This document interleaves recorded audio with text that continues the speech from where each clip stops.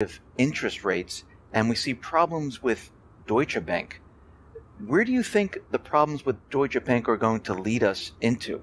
Well, what's happening in Europe, and I was in Europe in the month of December and had a chance to do some meetings and have some discussions. And here's the problem. Within the existing paradigm, the banking, financial, unregulated, globalized paradigm, they're out of options. The idea that quantitative easing was going to somehow jumpstart the economy has proven to be a complete fraud. We're seeing a contraction of physical production, physical trade. The basis of the real economy is declining, including in the United States. And in Europe, they thought they could move toward a more unified banking structure run out of Brussels under this idea of a single resolution mechanism. That is that, like Dodd-Frank was supposed to deal with how in the future we won't have bailouts.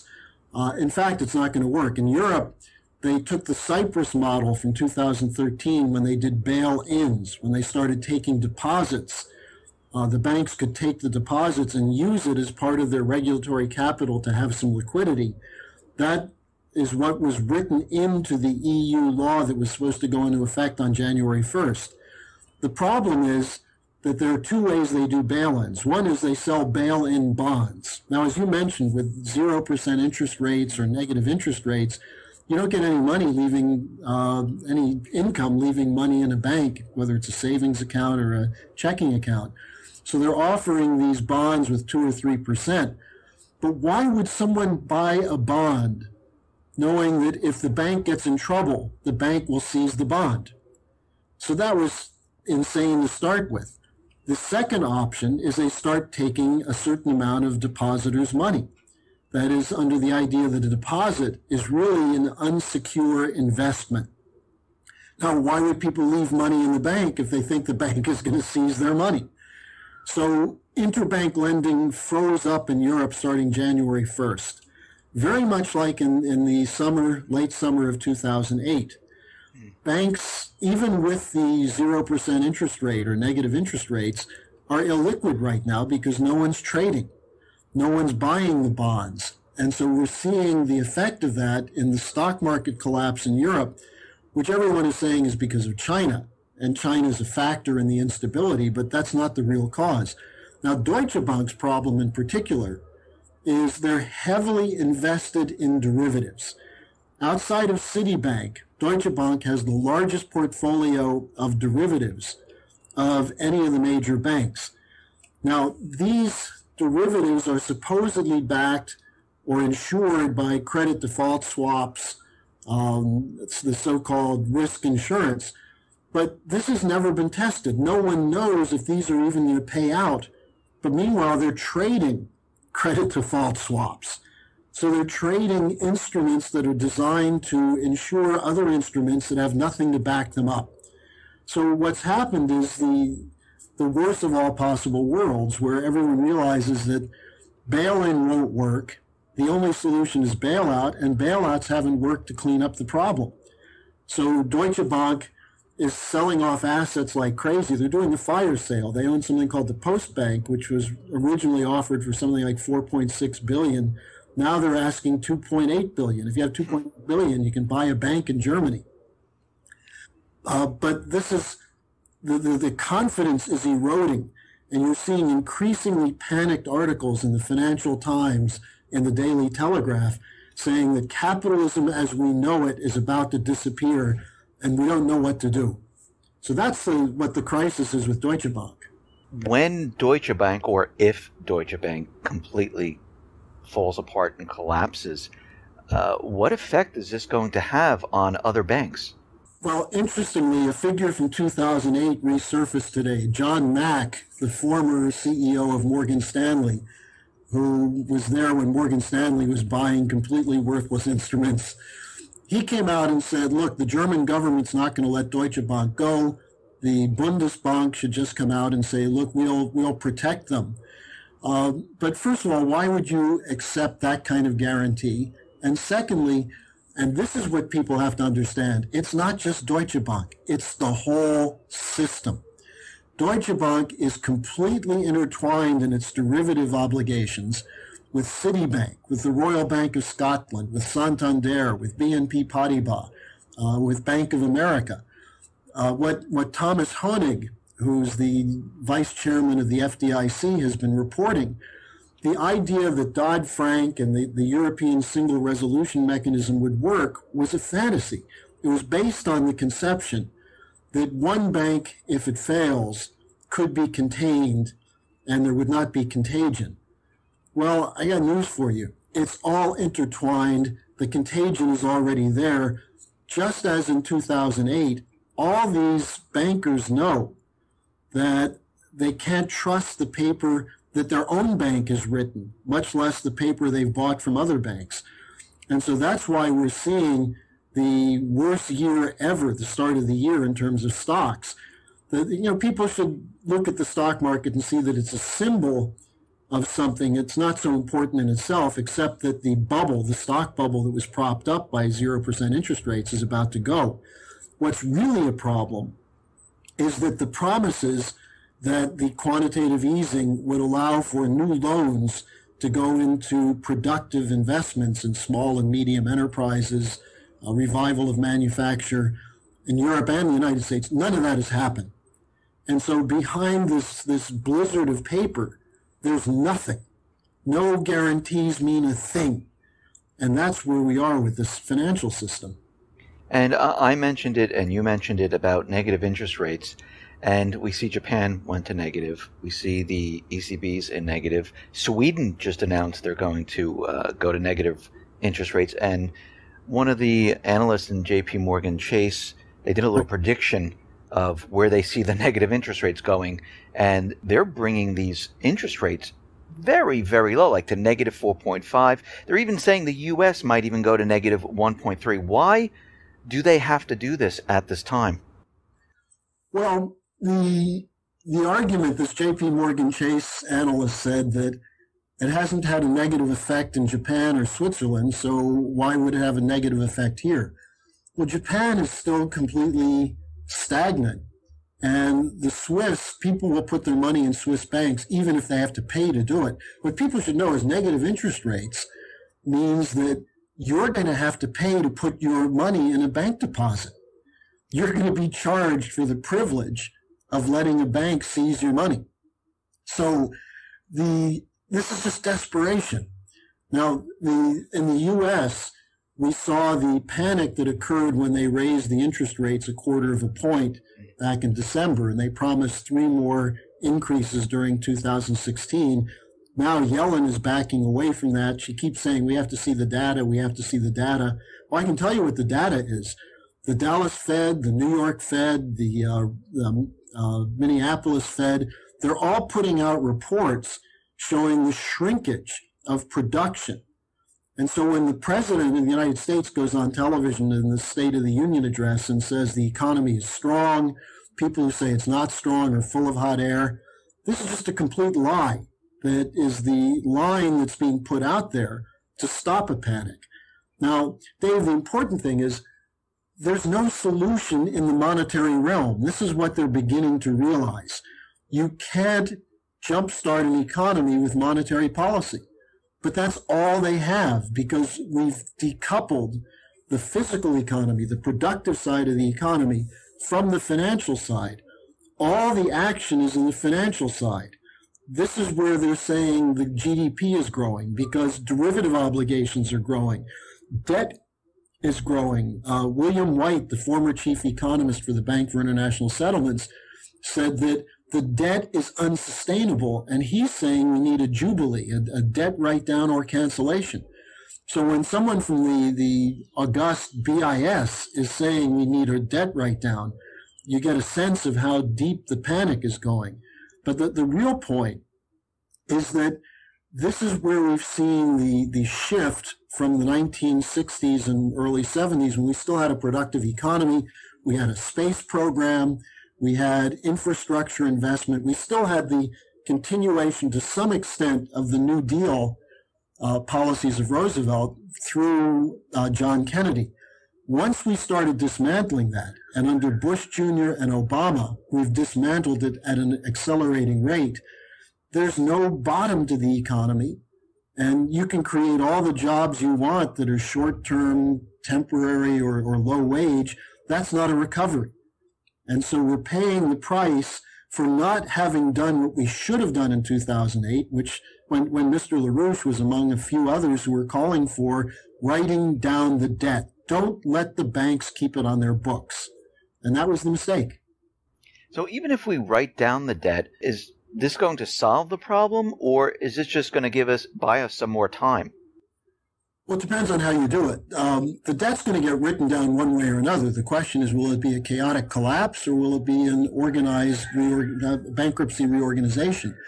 Now, what Mr. LaRouche is proposing, which is, I think, the only solution, is go back to Glass-Steagall as a starting point. Because what that would do is force banks to separate, put a wall between investment banking and commercial banking. And what that would mean is then you could protect the deposits. You wouldn't have bail-ins. You wouldn't have the possibility that a bank collapse will take away all your life earnings. Now, once you do that, then you have the investment banks start to write down the bad debt. You can give them time to do it. But what you're going to find is that the market value of the debt they're holding is vastly different from the face value that they're keeping on the books. But in this way, it's the investment banks that take the loss. And these things should be wiped out. This part of Wall Street has become a cancer. And we need a form of X-ray therapy or something to just wipe it out. But we have to protect commercial banking because just writing down the debt doesn't solve anything. You've got to figure out how to get new credit into the real economy.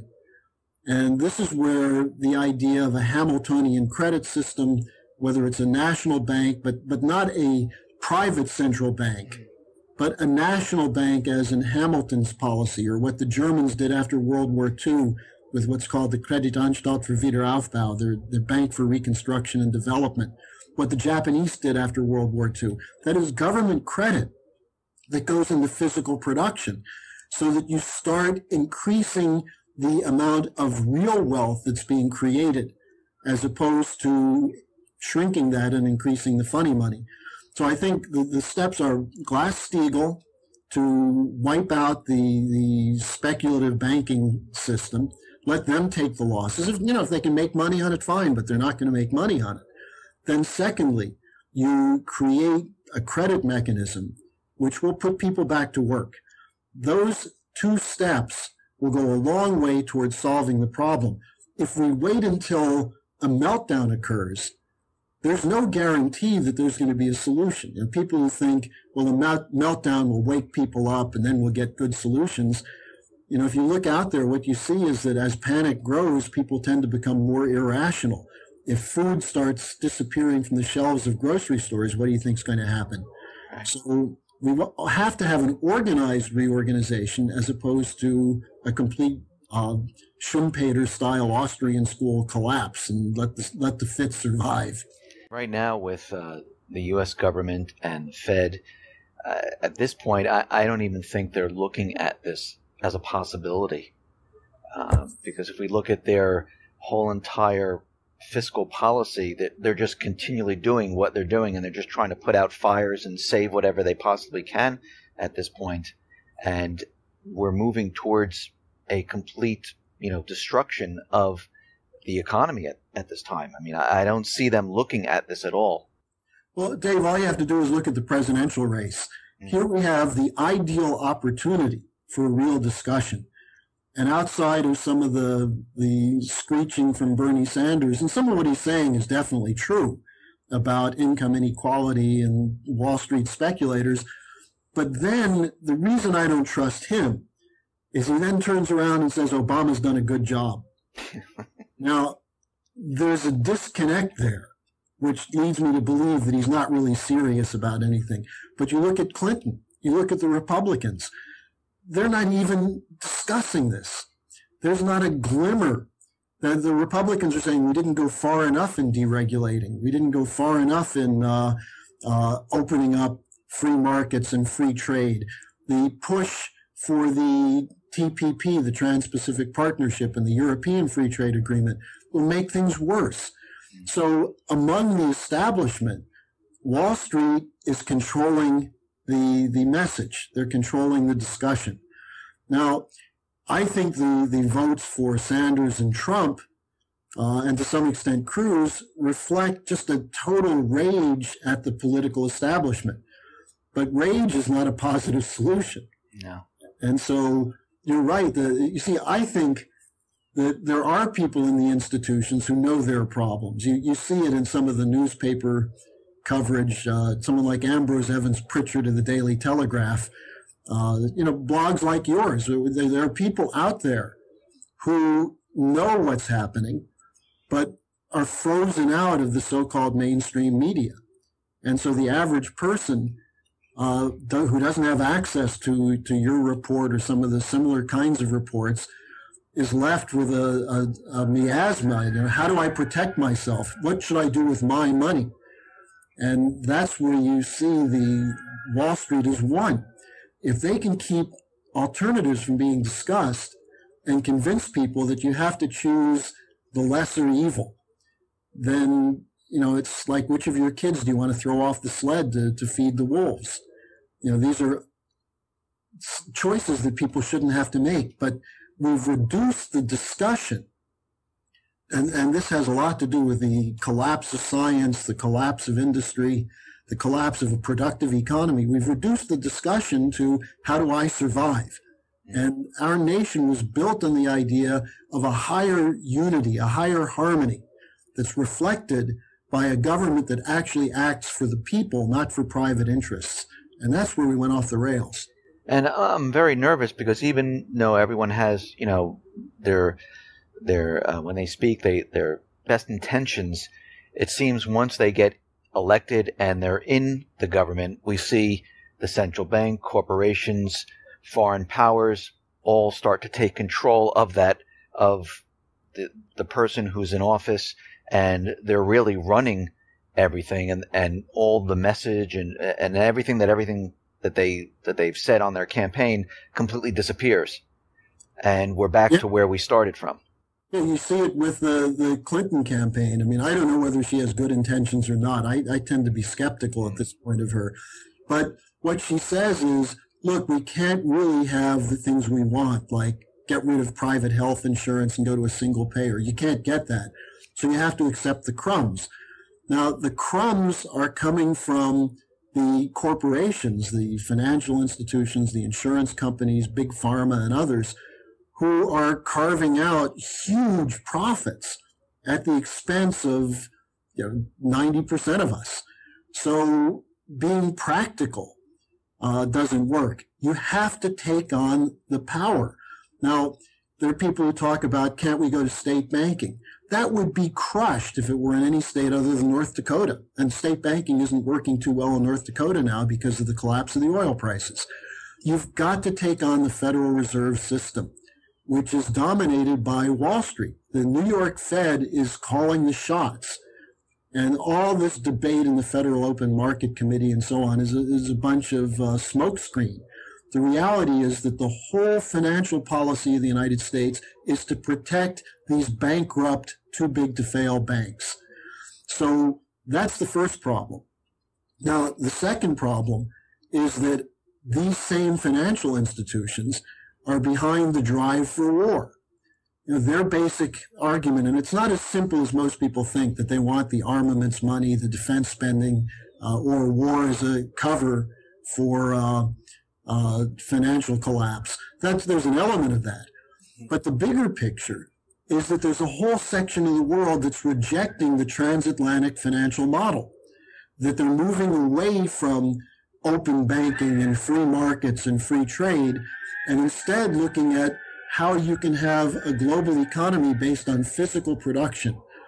This is what the BRICS, the Brazil, Russia, India, China, South Africa, are moving toward. This is what the Asian Infrastructure Investment Bank, what the Chinese are doing. The Silk Road policy, which the LaRouches had a lot to do with initiating as a Western concept to work with the Chinese. What the Russians and Chinese are saying is, we don't want to, as Putin himself put it, why should I eat someone else's spoiled food? Let's produce something on our own. And this is why we're on the verge of confrontation with Russia and China. With the Asia pivot, we're threatening China in the South China Sea. With the Ukraine crisis and now with Syria, the NATO foreign ministers are meeting this week to carry out war games based on the assumption of what would happen if Russia invaded one of the Baltic countries, which Putin said will never happen because we're not crazy. But we're about to put 6,000 NATO troops on the border of Russia as part of a bigger guarantee that if Russia moves, we're going to have a backup for NATO countries. If Turkey comes into Syria, you're going to have a NATO country face-to-face with the Russian military. So these things are happening. And it's not just to take the attention away from, why risk a nuclear war to take the attention away from a financial collapse? They're trying to back Russia and China down from pursuing a new financial system that would break the existing dollar system because it's bankrupt. So this is where, it's not just the danger of a financial chaos being unleashed, but a real possibility that we could face a war with Russia that probably would go to nuclear war very quickly. No, I agree with you. And just going back to Syria for a second, we see that the U.S. has launched a couple amphibious warships, and they're bringing them into the Pacific and the Middle East. Actually, it's the same warships that were used back in August of 2013 during the sarin gas event back then. And we see that Saudi Arabia is continually saying, okay, we have troops, we'll help out, we'll go into Syria. We see Jay Johnson from DHS is in Turkey helping them create a secure border by launching balloons, having special electronics to monitor the borders. And we're seeing a lot of this build up right now. And Russia and the United States, they have two different missions there. We have Russia, which is actually fighting the Islamic State, and then we have the United States, which is actually backing the Islamic State to remove Assad. And right now, Russia is really destroying and removing and pushing the Islamic State out of the country, and the U.S. is kind of backed into a corner at this point. Where do you think they're going to go? I know they have the peace talks, and they're trying to tell Russia, we need a ceasefire right now. Where do you think this is going?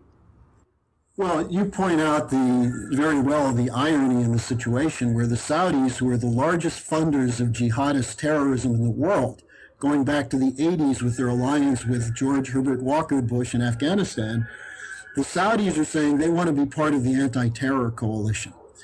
That's, the old joke of, the idea of the person who forms the Anti-Communist League in Iowa, and they say, well, there are no communists within 50 miles from here. And they say, yes, see how successful we are. The Saudis are the ones responsible for the terror. Yes. They're moving, and they're being encouraged to move troops into Syria. The Turks are poised on the border to possibly move troops in. Why? Because the Russian mission is being successful. They're driving out ISIS. They're driving out Al-Qaeda. The U.S. policy is a complete mess. We claim we're fighting ISIS, but for a year we were bombing the desert, and meanwhile letting the ISIS move oil that they stole from Iraq and Syria into Turkey. The Russians came in and started blowing up those tankers. And then the Turks responded by shooting down a Russian jet, and NATO responded by threatening Russia.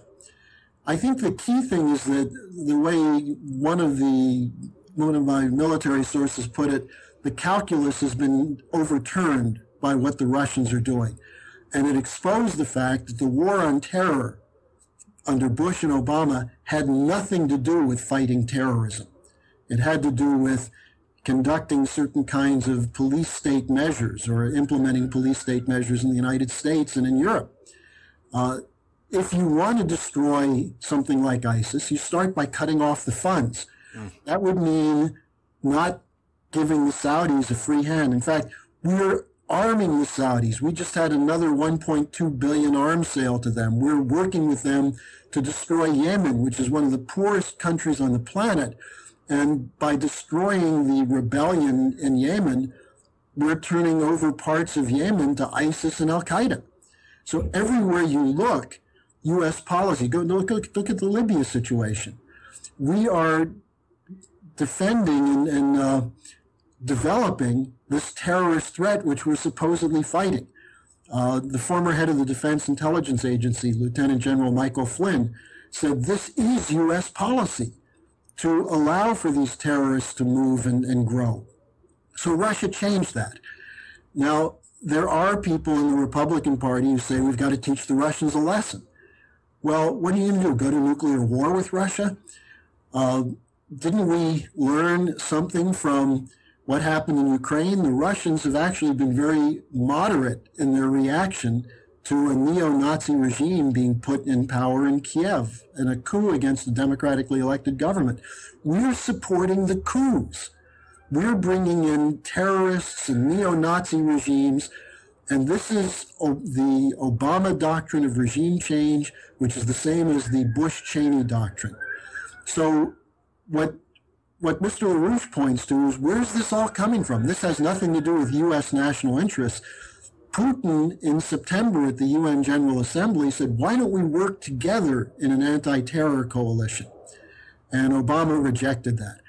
What we're seeing is a financial empire that replaced the old British landed empire with a financial empire, global institutions, corporate cartels, dictating the government to governments what the policy should be on finance, on economics, and on strategic affairs.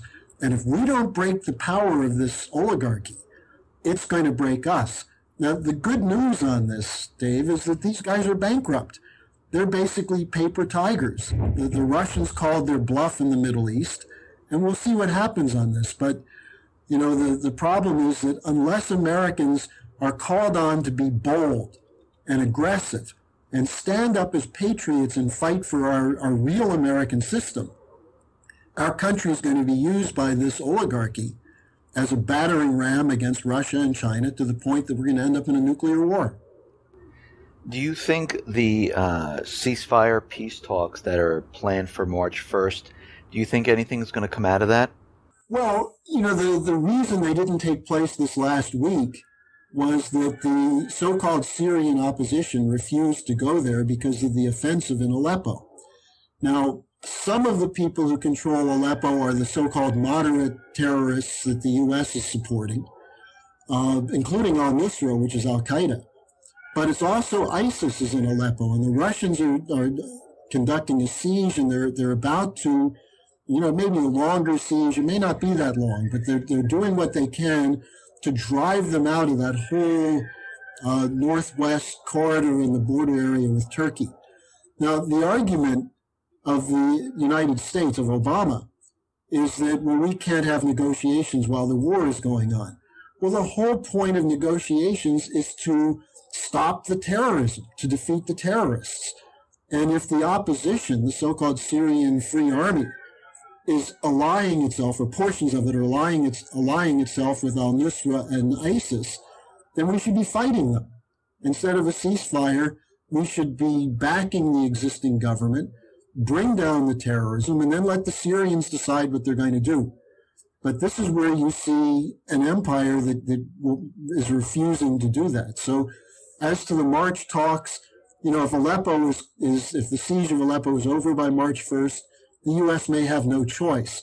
This is why the possibility of the Turks moving in is so dangerous, because that could escalate what otherwise appears to be a winding down with ISIS and al-Nusra about to be defeated. So what is the U.S. going to do at this point? I mean, they're in Syria because of terrorism for the Islamic State, and if Russia is continually pushing them out of Syria, what would be the justification for the U.S. to be in Syria? Well, the only justification has been to get rid of Assad. It's regime change. And the irony of this is that you look at one of the reasons the Europeans are more open to negotiating with Russia now, and some of them want to get rid of the sanctions on Russia, is that they're being overrun by refugees. Now, Obama said it's the Russians that caused the refugee crisis. The fact is, or Assad that caused the refugee crisis. The fact is that for many years when Assad was the president, before the civil war, there was no clamor of people to get out of Syria. The clamor to get out was when ISIS and Al-Qaeda started taking over cities and butchering people, including fellow Muslims, as well as Christians and others. So instead of recognizing the ending of the civil war means you cut off flows of arms to the terrorists, Obama's policy is to continue to arm the terrorists, continue to build up the idea of an opposition force to Assad. And this comes from people like Susan Rice and the NSA advisor, and Samantha Power, the so-called humanitarian responsibility to protect advocate at the UN. This is the old Brzezinski, Madeleine Albright faction in the Democratic Party, which goes back to the same imperial policy that the British had in World War I. Create artificial countries, blow them up periodically, and this is how you keep control over the region. And on the Republican side, it's the Project for a New American Century, the so-called neocons. And the neocons and the liberal imperialists have the same damn policy. And this has nothing to do, as I said, with American national interest, with protecting the rights of people in Syria. It has to do with a geopolitical doctrine which is dangerous and crazy. And the problem is Hillary Clinton supports it, as do all the Republicans. They support the same geopolitical doctrine. And unless we break from that, the likelihood of a ceasefire holding will depend on two things. One, Russian military success, and two, a section of the U.S. military which doesn't support the Bush and Obama doctrine, and which actually is hoping that the Russians succeed because they don't want to have to deploy U.S. boots on the ground in this region. What makes me very nervous is that we've seen the weaponry of Russia with their S-400 and now S-500 defense missile system, plus their electronic jamming devices. And it seems that they have very capable weapons compared to the U.S., where we have the F-35, which is kind of a lemon. And a lot of our weaponry is quite old at this point compared to what Russia has developed. Do you think they're a little nervous about, especially the Pentagon, going up against Russia because of their weaponry? Well, you have two types at the Pentagon. One is the General Dempsey type, the former chairman of the Joint Chiefs of Staff, who were involved in Iraq and who saw the fraud of U.S. policy there, who don't want to have a war, who want to have negotiations and discussions with the Russians. But you also have a group that goes back to McNamara and the whiz kids and the utopians, who are trying to devise what the Nazis called the Wunderwaffen, the wonder weapons. These are people who are now behind Obama's call for $1 trillion modernization of our nuclear force to make more precise, smaller nuclear weapons that's going along with a U.S. cyber warfare capability that some of these idiots actually think, and Ash Carter, the defense secretary, is in this group, they think that we could win a nuclear war, that we could do a precise first strike against Russia, and then we could use cyber warfare to disrupt their response. Now, that's why someone who I've never had much use for, former Defense Secretary William Perry, has been coming out recently warning of the danger of nuclear war with this launch on warning doctrine, the nuclear modernization, the expansion of NATO to the Russian borders. People like Henry Kissinger, are coming out, people who are really not good people saying this shouldn't happen. Gorbachev is warning about it. Former German chancellors Kohl and Schroeder are warning about it. So there's a group of people who you might call realists, who are not necessarily good people, who are warning about this. Theodore Postel, who was Reagan's nuclear security advisor at the end of Reagan's second term when the Soviet Union was collapsing, has been very vocal about this warning. So these are not leftists like Noam Chomsky, who also is saying the same thing. These are people connected to the military warning about this danger. So, it's you wouldn't want to see a military coup, but they should be going to the Congress and they should be going to various institutions and saying Obama is losing his mind and we have to use the 25th Amendment to remove him from office before he gets us into a nuclear war. Now, the problem is you can't count on that. So it's really essential that the anger and the buildup, the pent-up anger of the American people find a positive direction. And just to shift gears for a moment, what we're launching is a renewed call for a revival of NASA. Not just because the Chinese are going to the moon, they're going to explore the dark side of the moon, not just because we want to have manned space missions, but because we have to reinvigorate the spirit of America, which had the view that we can do things that are considered impossible. This was the spirit of the new frontier of John Kennedy. This is the idea that we can go where we hadn't gone before, and that we can do it with science and technology. And the problem in the last 40, 50 years, most of our technology has been toward miniaturization, to the so-called smartphones and these kinds of gadgets, which really aren't so smart and have made us more stupid because of our reliance on social networking as a way of finding worth, as opposed to inspiring young people with a vision of their capability to develop their creativity, to explore new horizons and to come up with solutions to the problems that have been bedeviling mankind for centuries: disease, famine, water management, things of that sort. So that's the potential. And so it's not just we have to go out there and stand on a mountaintop and denounce the banksters and the oligarchs. We do have to do that. But we have to give a positive vision of where America can go. And I think the calls that Mr. LaRouche and one of my associates here in Texas, Keisha Rogers, who won several Democratic primaries calling for impeaching Obama and going with NASA. These were Democratic primaries she won. That there's a resonance in the population for this kind of boldness. And I think now is the time that we have to strike to put forward these kinds of positive programs. Harley, I completely agree with you. I believe this is a start of a movement, but it has to grow. And the way the world is right now, a lot of things have to change because what we're seeing right now, those in power, those controlling everything, many of these individuals need to go. And and we need to change the power structure of government to really get anything done, especially having a government that actually supports the people and growing the population and growing the next generation. And with what we have right now, I don't see it happening. I think there has to be a huge movement and a huge change. And of course, it has to start from somewhere. It just doesn't come it's going the opposite direction now. We're seeing an increased death rate among people 25 to 54-year-olds, white people, from suicides and from drug addiction, alcohol addiction, which in many cases is another form of suicide.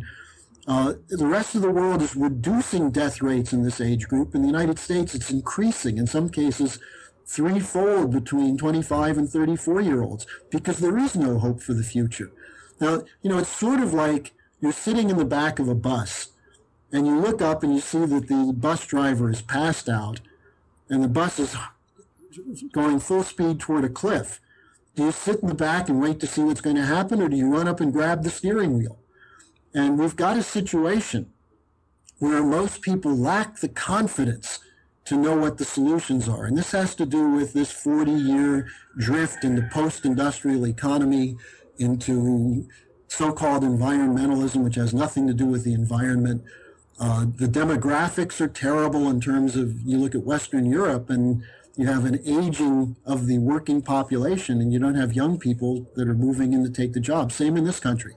So the crisis is here. And I think I commend you for what you're doing, reaching out to an audience, giving them alternatives.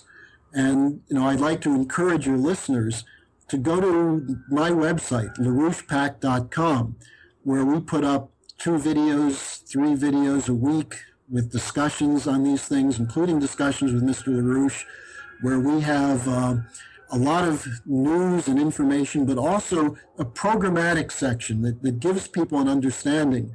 For example, what is the bail-in? We wrote an article back in 2013 about how Dodd-Frank Section 2 makes... Yeah, can you hear me? Yeah, I can hear you. Dave, you there? Yes, can you hear me? Hello? Hello? Can you hear me? Okay. Sorry. Yes, I hear you. Okay. Yes, I hear you. Okay, go ahead. Okay. We wrote an article in 2013, which is available on our website, about how Dodd-Frank includes the bail-in as the law of the land. People didn't know that. Nobody knew it. No one read it, or they didn't say anything about it. So I think our website is a very useful place for people to look for this kind of programmatic alternative. Harley, thank you for being on the X22 Report Spotlight. I really appreciate you. Thank you for coming back on here and giving us all this valuable information. It's my pleasure, and I hope that your listeners avail themselves of what they're getting from you, because we are a couple minutes to midnight on the nuclear war clock. Yes, I agree with you. Thank you once again. Sure. Talk to you again.